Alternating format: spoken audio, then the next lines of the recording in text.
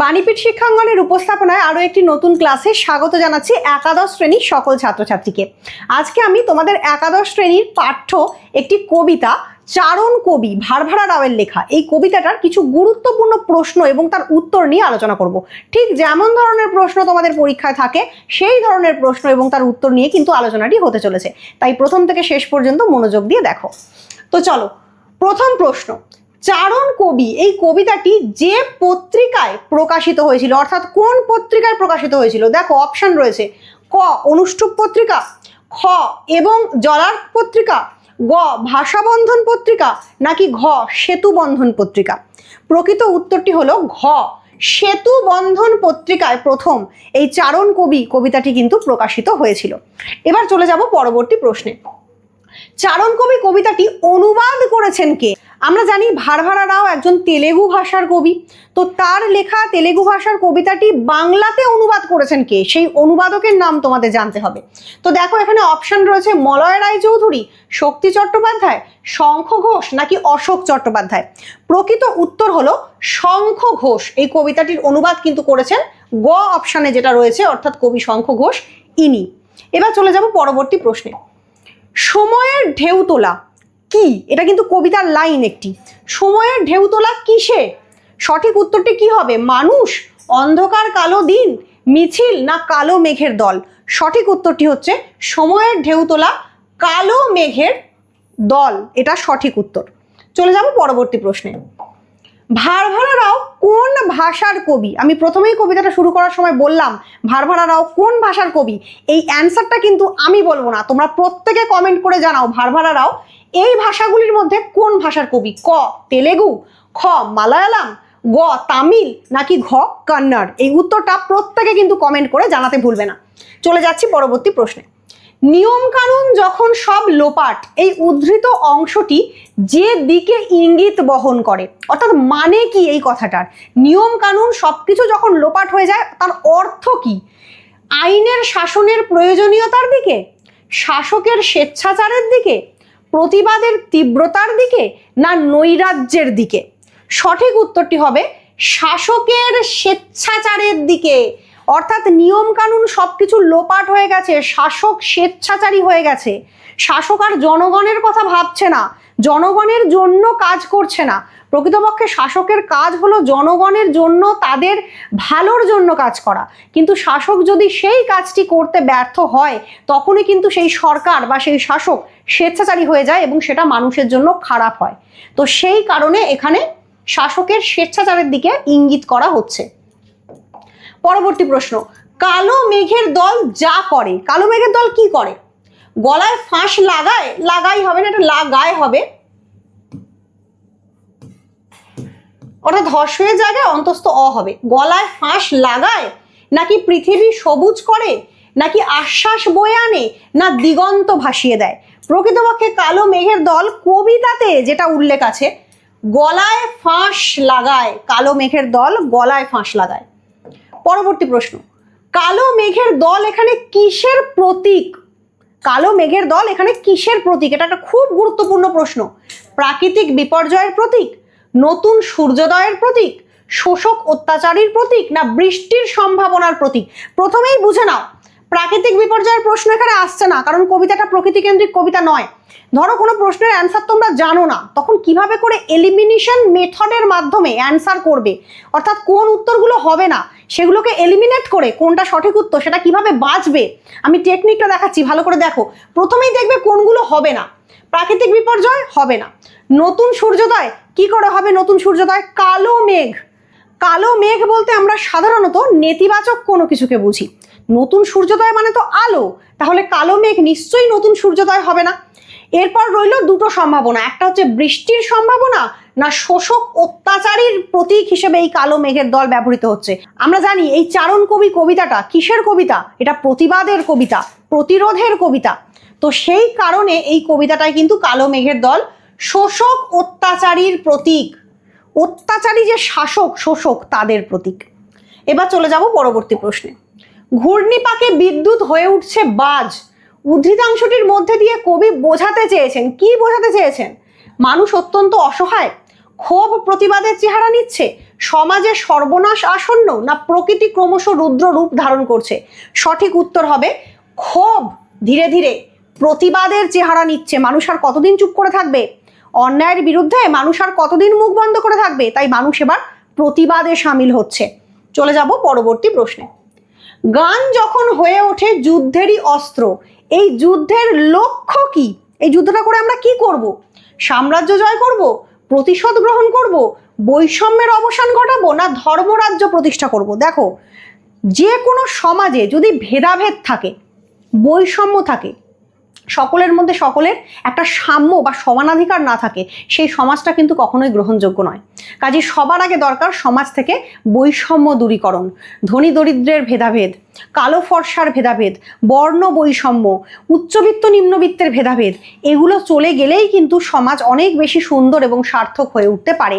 সেই জন্য সবার আগে গান যখন হয়ে উঠবে যুদ্ধের অস্ত্র, এই যুদ্ধের লক্ষ্য কি হবে? বৈষম্যের অবসান ঘটানো, অর্থাৎ আমরা সকলে সমান, সমানাধিকার, মানবিকতাবাদ প্রতিষ্ঠিত হবে তখন। পরবর্তী প্রশ্নে চলে যাব। ঝিরঝিরে বৃষ্টিও হয়ে উঠেছে প্রলয় ঝড়, এই উদ্ধৃতাংশের অন্তর্নিহিত অর্থ হলো কি? অন্তর্নিহিত অর্থ ক, অত্যাচারের মাত্রা বৃদ্ধি পাচ্ছে।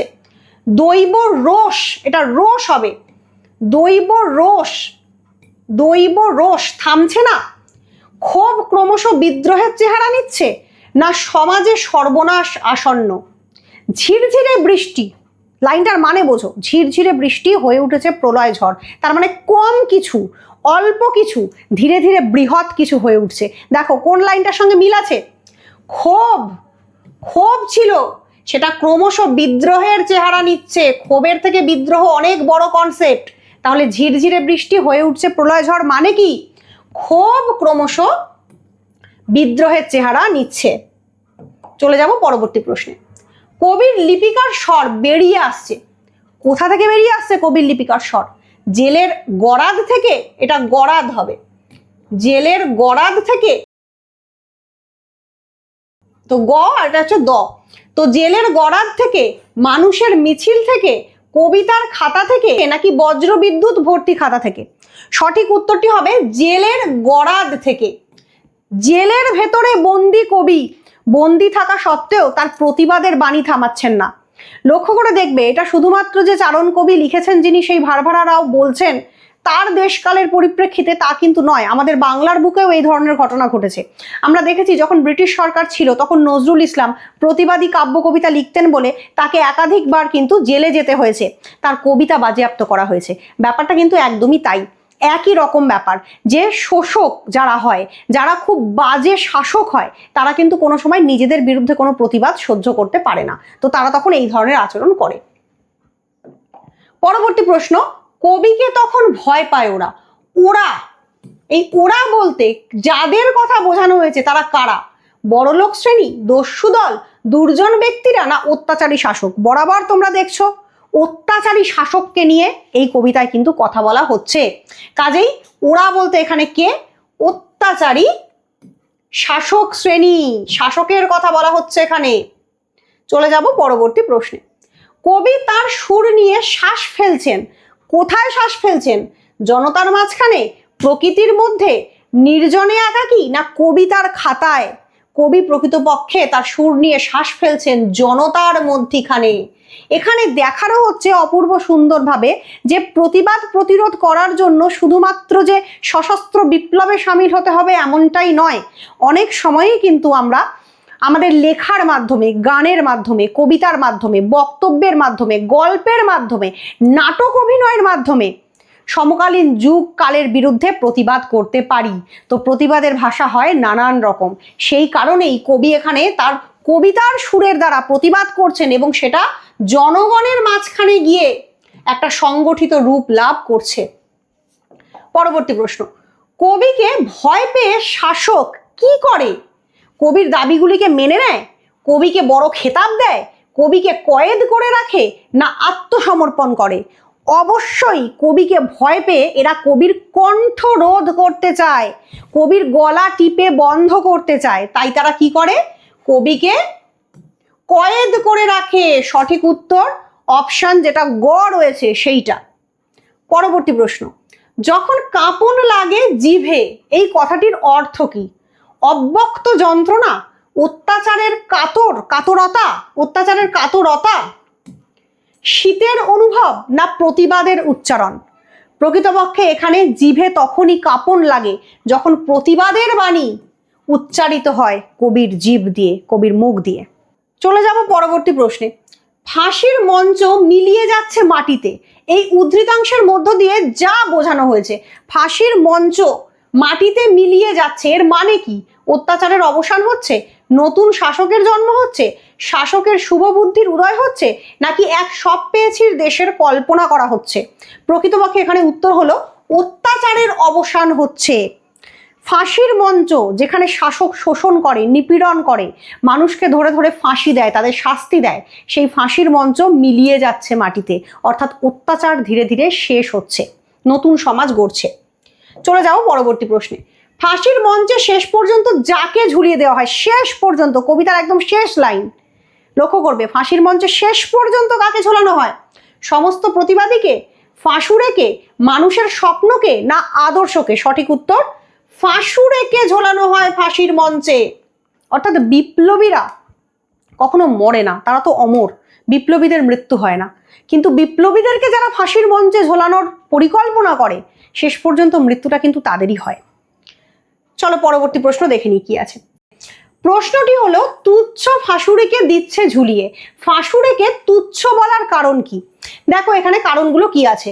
সে নিম্ন স্তরের পেশাজীবী বলে, তাকে শাসকের ইচ্ছায় চলতে হয় বলে, বিপ্লবীরা মৃত্যুকে ভয় পায় না বলে, নাকি সে গরিব মানুষ বলে?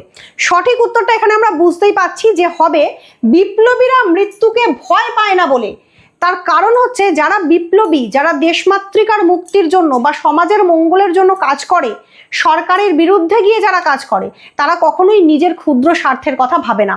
তারা কিন্তু গোটা পৃথিবীকে নতুন একটি ভোর উপহার দেওয়ার জন্য নিজের প্রাণকেও বিসর্জন দিতে পারে। ঠিক সেই জন্যই বিপ্লবীরা কখনোই মরতে ভয় পায় না। সেই জন্যই ফাঁসুড়েকে এখানে তুচ্ছ বলা হচ্ছে, কারণ যে মৃত্যুকে ভয় পায় না তার কাছে ফাঁসুড়ে তো তুচ্ছ হবেই। কাজেই বিপ্লবীরা মৃত্যুকে ভয় পায় না বলে এটা হচ্ছে সঠিক উত্তর। চলে যাব পরবর্তী প্রশ্নে। জেলের গড়ার থেকে বেরিয়ে আসা লিপিকার স্বরে কি রয়েছে? তোমরা কবিতার লাইনগুলো ভালো করে লক্ষ্য করবে, কবিতার লাইনে স্পষ্টই বলা আছে, জেলের গড়ার থেকে বেরিয়ে আসা লিপিকার স্বরে রয়েছে মায়ের বেদনাশ্রু। এখানে অপশনগুলো কি ছিল? বহুস্বর, আগুনের হলকা, প্রতিরোধের আগুন, নাকি মায়ের বেদনাশ্রু? সঠিক উত্তর অবশ্যই হবে মায়ের বেদনাশ্রু বেরিয়ে আসছে জেলের গড়ার থেকে বেরিয়ে আসা লিপিকার স্বরে। চলে যাব পরবর্তী প্রশ্নে। মানুষ যখন প্রতিবাদ করে সেই সময় গান হয়ে ওঠে, গান কি হয়ে ওঠে? অপশনগুলো দেখো, জীবন বিমুখ মানুষের অবসর যাপন, নিষিদ্ধ বিষয়, যুদ্ধের অস্ত্র, না শাসকের বিনোদন? সঠিক উত্তর হচ্ছে তখন গান হয়ে ওঠে যুদ্ধের অস্ত্র। আসলে সমগ্র কবিতাটা প্রতিবাদের কবিতা, প্রতিরোধের কবিতা। শুধুমাত্র এই কবিতাটাই নয়, আমরা এর আগেও বাংলা সাহিত্যের বিভিন্ন কবিতাতে দেখেছি কিভাবে করে ব্রিটিশ সরকারের বিরুদ্ধে প্রতিবাদ প্রতিরোধে সামিল হয়েছিলেন বাংলার কবিরা, সাহিত্যিকরা। কিভাবে বন্দে মাতরম সঙ্গীত বা নজরুল ইসলামের কারার ওই লৌহ কপাট কবিতা তৎকালীন সময়ে ব্রিটিশ সরকারের রাতের ঘুম কেড়ে নিয়েছিল, তা আমরা দেখেছি। এই কবিতাটাও কিন্তু ঠিক সেই রকমই একটা নিদর্শন বহন করছে। সরকার যখন দেশের জন্য মঙ্গলার্থী নয়, সরকার যখন দেশের জন্য মঙ্গলাকাঙ্ক্ষী নয়, তখনই সাধারণ মানুষকে সচেতন হতে হয় এবং গান, কবিতা, আঁকা, নাটক যেভাবেই করে হোক না কেন, প্রতিবাদের মাধ্যমে, প্রতিরোধের মাধ্যমে সরকারের ঘুম ভাঙাতে হয় সাধারণ মানুষকে। শিল্পী সাহিত্যিকরা সেই কাজটাই অনেক সময় করেন। এখানে চারণ কবি, কবিতার লেখক ভারভারা রাও সেই কাজটিই করেছেন। তিনি তার কবিতার মাধ্যমে প্রতিবাদে সামিল হয়েছেন। তো আজকের এই কবিতার প্রশ্ন উত্তরের আলোচনা কেমন লাগলো অবশ্যই কমেন্ট করে জানাও। যুক্ত থাকো বাণীপীঠ শিক্ষাঙ্গনের সঙ্গে, সাবস্ক্রাইব করে রাখো আমাদের চ্যানেলটি এই রকমভাবে পরীক্ষার আগে বিভিন্ন বিষয় নিয়ে সাহায্য পাওয়ার জন্য। আর অবশ্যই বলবো, যারা 12 4th সেমিস্টার পড়তে চাইছো, সরাসরি আমার সঙ্গে যুক্ত হতে চাইছো, তারা নিচে দেওয়া নাম্বারে কন্ট্যাক্ট করে অ্যাডমিশন নিতে পারো এবং প্রয়োজনীয় নোটসপত্র, সাজেশন সমস্ত কিছু পেয়ে যেতে পারো। তো আজকের ক্লাসটা এখানেই শেষ করছি। ধন্যবাদ।